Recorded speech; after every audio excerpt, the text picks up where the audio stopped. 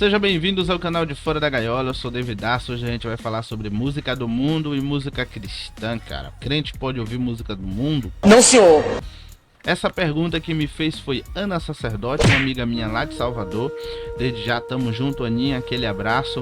Muito obrigado pela pergunta e muito obrigado pela sua presença aqui no canal. Em nome de Jesus. Quero mandar aquele abraço especial também a Juninho, meu amigo e irmão em Cristo aqui da PIB Candial, primeira igreja batista da cidade de Candial. Tamo junto, Juninho, um abraço pra você e sua família. Que demais! E é isso aí! Então vamos nessa, sem muita enrolação, vamos tentar responder a pergunta da irmã.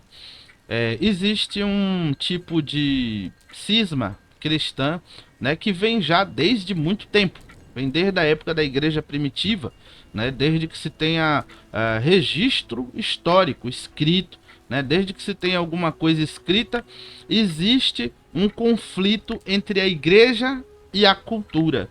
E nós temos cristãos já desde aquela época que se coloca totalmente contra a cultura, que diz que a igreja ela é contra a cultura, a igreja ela tem que ser totalmente se abster de tudo que for cultural, porque entende que o mundo jaz no maligno e entende que tudo que é produzido no mundo ou é do diabo ou tem muito pouca importância para a igreja. Importa, né, quem tem essa visão, né? Tertuliano ele tinha essa visão, que viveu no ano ali mais ou menos 150 depois de Cristo. Ele tinha essa visão totalmente contra a cultura. Era um cristão que defendia que o rompimento da igreja em relação à cultura. E hoje nós temos os pentecostais e muitos de igrejas tradicionais também que têm essa visão de rompimento com a cultura. E para representar o outro lado, né, aqueles cristãos que conseguem ver, né, a possibilidade da igreja se envolver com um pouco de cultura, né, nós temos aqui o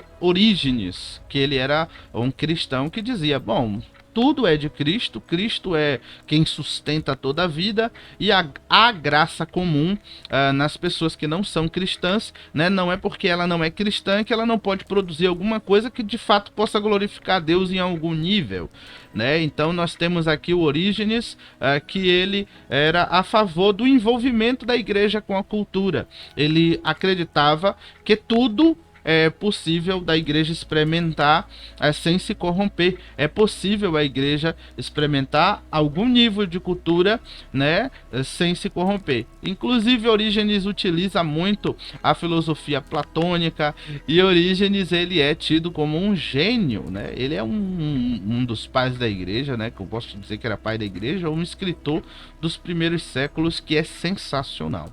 Orígenes ele tem cada ideia muito profunda. E nós temos do outro lado Tertuliano, como já foi mencionado, que é nada mais nada menos que o pai da palavra Trindade. A primeira pessoa, o primeiro cristão a chamar Deus de Trindade, né, a desenvolver uma nomenclatura para a realidade bíblica que nós encontramos de que o Pai é Deus, de que o Filho é Deus e o Espírito Santo é Deus. A primeira pessoa a dar nome a isso, né, a esse mistério, foi Tertuliano, e ele era um cristão totalmente contra a cultura. Então nós temos desde a igreja primitiva, desde os primórdios da igreja, essa divisão na igreja. Primeiro eu preciso fazer um desenvolvimento histórico, porque vai ter cristão simplista que vai chegar aqui e vai dizer, meu amigo, é porque é mesmo e acabou. Tá bom? Então para esses simplistas, para esses que acreditam que a vida é simples, que a vida é preta ou branca, né? Eu quero dizer para você que pensa assim, que é tudo ou certo ou errado, ou preto ou branco, eu quero dizer uma coisa para você. Se a vida fosse tão simples, não haveria necessidade de se ter um juízo final. Se vai ter um julgamento, é porque a coisa é complexa. A vida é complexa demais para que a gente defina ela sempre em preto e branco, certo ou errado. E Jesus falou que os fariseus faziam isso. Quando Jesus colheu espigas no dia de sábado, os fariseus chegaram e falaram, mas é proibido trabalhar no dia de sábado. Deus falou que não pode fazer. E Jesus falou, olha, Davi comeu dos pães que Deus também tinha dito que era para não fazer. O sacerdote pegou dos pães que só quem era sacerdote podia comer e deu a Davi. Na época, Davi nem rei era ainda. Tá entendendo? E o que aconteceu com Davi? Davi deixou de ser o homem segundo o coração de Deus. Deus puniu Davi por ele ter comido dos pães da preposição. Jesus começa a indagar os fariseus e dizer que a vida é muito complexa. para se julgar entre bem e mal, é certo ou errado, não tem tom de cinza. Na vida é tudo simples assim? Não. A vida é complexa. Essas pessoas que estão vivas pela graça comum, que desfrutam da graça comum de Deus, elas muitas vezes escrevem poesias, peças, filmes, músicas que falam da graça comum. Uma música que fale bem da natureza, que não coloque a natureza como sendo um Deus, mas uma música que fale bem da natureza, uma música que fale da importância da ecologia. Essa música é diabólica? Essa música ela é mundana? Ela é do diabo, porque ela foi feita por alguém que não é cristão. Para eu dizer que uma música é pecado, eu tenho que dizer qual dos 10 mandamentos ela quebra. Eu acho que o vídeo poderia se encerrar aqui. O que vocês acham? Para mim o vídeo devia se encerrar aqui com essa frase. Mas eu vou dar prosseguimento para explicar direitinho algumas coisas para vocês. Quando eu me deparo de frente de uma peça teatral, quando eu me deparo de frente para uma música, para uma poesia, eu tenho que me perguntar qual dos 10 mandamentos ela quebra. Se ela não quebra nenhum dos 10 mandamentos, se ela não fala mal de Deus, se ela não sabe? Ela tá, qual é o pecado dela? O pecado dela é ter sido escrita por alguém que não é cristão? Não entendo. Você entende? É disso que Orígenes está falando em relação à cultura. Existe muita cultura, muito livro científico, muito livro de poesia, muita música, muitos sonetos, que são obras maravilhosas e que nós como cristãos podemos, aí é particular de cada um de nós. Quem quiser experimentar, quem quiser participar, quem quiser ver, quem quiser cantar, quem quiser assistir, pode, porque são coisas que não estão falando mal de Deus, que não está quebrando nenhum mandamento.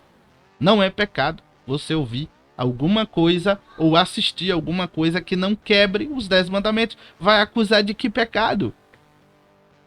Música secular vamos classificar como músicas que falam da graça comum de Deus. Músicas que falem do amor entre um homem e uma mulher. Músicas que falem do cuidado de um pai com a filha, com o filho. Como é que eu vou... Uma música que fala do cuidado de um pai com o filho, que fala da beleza de ser pai. Uma música que fale da beleza de ser mãe. Como é que eu vou olhar e vou dizer que é pecado? Por que não foi feito por um cristão? O ato de ser pai e mãe não é uma dádiva de Deus? Não é uma bênção de Deus? Graça comum? Tá cantando a graça comum de Deus. Então a gente precisa separar. Agora, o que é mundano? Aquelas músicas de paredão, aquelas músicas que falam baixaria, aquelas músicas que falam mal de Deus, música de rock and roll pesado que fale mal de Deus, música que é de reggae, que incentive o uso de drogas entorpecentes. Muita gente se engana com Bob Marley. Uma vez eu fui traduzir as músicas de Bob Marley e eu vi muita coisa linda e fiquei surpreendido porque ele não fala de maconha. Apesar de Bob Marley ter cantado com charutão na boca, ele não canta o charutão.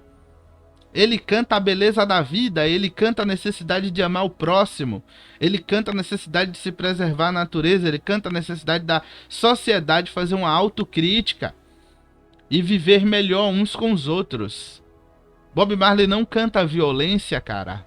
Ele não canta falando do diabo. Por que eu não posso ouvir Bob Marley? Essa é a pergunta que a gente precisa se fazer. Não pode ouvir uma música de uma pessoa porque no particular dela era do candomblé. Mas ela fez uma música falando do amor dela pro filho dela, ou dela para o amor da vida dela lá, o rapaz ou a moça. Não pode ouvir? Eu penso diferente. Eu acredito que essa é uma decisão que cada um de nós tem que tomar em particular. Mas eu quero chegar no ponto em que se um dia eu quiser ouvir Bob Marley, eu não vejo pecado nenhum nisso. Nem o fato de eu ouvir ele vai me fazer botar um charuto de maconha na boca e sair por aí fumando maconha. O que ele fazia na vida particular dele era particular dele. O que ele canta é outra coisa. A música de Renato Russo, aquela, né? Ainda que eu falasse a língua dos homens ou dos anjos, né? Sem amor eu nada seria. O cara tá cantando o 1 Coríntios 13. E aí ele mistura com a poesia de Camões. Qual é o pecado daquela música? Eu não posso ouvir aquela música por quê? Por qual crime? Porque antes, se a gente encarar pecado como crime, qual crime? Qual parte da lei eu feri? cantando uma música que tem uma parte da palavra de Deus, cara. Eu acho exagero, tá bom? Eu penso que é uma decisão particular de cada um. A única coisa que eu acredito que o cristão verdadeiro tem que fazer é observar se aquela letra traz obscenidade. A música é obscena. Uma vez eu tava num grupo cristão que tinha um pessoal que gostava de ouvir heavy metal nas alturas, a Ana conhece. E uma vez no culto eu falei que ouvir Djavan seria melhor do que eles estarem ouvindo as músicas do mundo, os rock do mundo. E eles me criticaram bastante, porque olha, por que poderia ouvir Djavan, né? Qual a diferença de ouvir Djavan para ouvir um black metal onde fala mal de Jesus? Qual a diferença? Aí eu olhei e achei aquilo muito estranho, porque só a frase em si já se denuncia. Djavan não tem nenhuma música falando mal de Cristo, muito pelo contrário, ele tem música agradecendo a Deus, ele tem música dizendo que a amada dele foi criada por Deus, que Deus criou a amada dele para ele e tal. Não vejo pecado nenhum em algumas músicas que eu já ouvi de Djavan. Pode ter alguma música dele escondida aí que eu ainda não ouvi, que traga algum pecado. Tá entendendo? Mas eu não sei, cara. Eu não vi. Das que eu vi, todas eu achei interessante. Gostei. Não vi pecado nenhum. Não vi nenhuma coisa assim que dissesse assim, fosse contra Deus, contra o reino de Deus. Tá entendendo? Já a música do black metal que a galera tava ouvindo já começa falando que o cara ia pisar no sangue de Jesus Cristo. Quando eu traduzi a música, tava falando que o cara ia cuspir em Jesus, que ia bater em Jesus, que se Jesus voltasse de novo ia apanhar.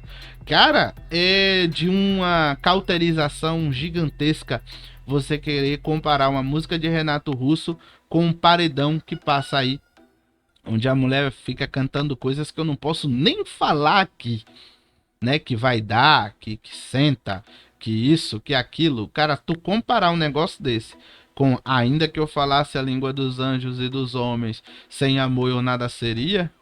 Mano, tu comparar uma música dessa aí, um funk desse que passa aí, um pagodão desse que passa aqui na Bahia, onde os caras ficam falando de cheirar cocaína, de tráfico, né? Quando manda o salve pros coroa, eu acho engraçado a galera daqui do interior, porque muitos jovens ficam cantando, falando de coroa e nem sabe, cara, que o coroa em Salvador é o gerente da Boca de Fumo. Fica achando que é o coroa da lancha, mano. O pessoal daqui canta as coisas de tráfico de droga achando que tá falando do coroa da lancha, do velho da lancha. Coroa, na linguagem da gíria da rua, coroa é o gerente da Boca de Fumo. Tá bom? Cuidado. Cantando aqui, dando grito de facção e tudo nas músicas. E a galera daqui do interior cantando, dando grito de facção sem saber o que tá falando, tá ligado? Ainda bem que vocês moram aqui no interior, que não vai pra lá pra Salvador. Se for pra Salvador, não canta não. Dependendo do bairro que tu cantar, tu fica lá, estirado. Então já vai o alô aí. Então, gente, agradecendo a todos vocês que me ouviram até aqui, tá bom? Biblicamente falando, os textos já passaram aí na tela, mas existe esse drama entre nós cristãos, se podemos ouvir, vamos dizer assim, se podemos usufruir da cultura secular ou não. Esse drama existe desde que igreja é igreja. Quando Paulo fala ali, né, o que guarda sábado guarda, o que não guarda não guarda, o que come carne come, o que não come não come. Aí Paulo vai em Romanos 14, o texto está na tela, né, que diz que cada um dará conta de si mesmo a Deus, que nenhum de nós deve estar julgando um ao outro, porque no final das contas quem vai nos julgar é Deus. No final das contas quem diz o que a gente fez errado não é a palavra de Deus. Tá bom? Então, para uma música ser pecado, ela tem que quebrar algum mandamento de Deus. Para um livro ser considerado pecaminoso, ele tem que quebrar alguma lei de Deus. Para uma poesia ser considerada pecaminosa, uma peça teatral, ela tem que ferir algum mandamento de Deus. E existem várias músicas, várias poesias, várias peças teatrais, vários filmes, documentários e etc. que não ferem a escritura. Eu acho que a gente precisa se pautar pela essa regra. Fere a escritura, fere, então eu tenho que deixar. Fere a escritura, fere. A música pode ter título de gospel como for. O filme pode ter título de gospel como for. Feriu a escritura é pecado, é mundano, é diabólico. Vocês entendem? Tem muita música, cara, com o título de cristão, detonando o evangelho de Jesus Cristo, deturpando o evangelho de Jesus Cristo, cantando cada heresia cabeluda dentro da igreja, mano. dentro das igrejas, cara. Tem gente subindo no púlpito, cara, pra pregar cada heresia cabeluda. E é com isso que a gente tem que estar preocupado, beleza? Eu acho que não é estar preocupado com o irmão que tá ali ouvindo o Renato Russo, com o irmão que tá ali recitando uma poesia de Camões, uma poesia de Castro Alves ou de alguém, sei lá, tá ligado? Esse é meu pensamento. Eu acho que é particular, é uma questão particular e teologicamente falando, para condenar os irmãos que escutam música secular, essas músicas têm que estar ferindo a escritura. Se não fere a escritura, não tem condenação nenhuma para esses irmãos.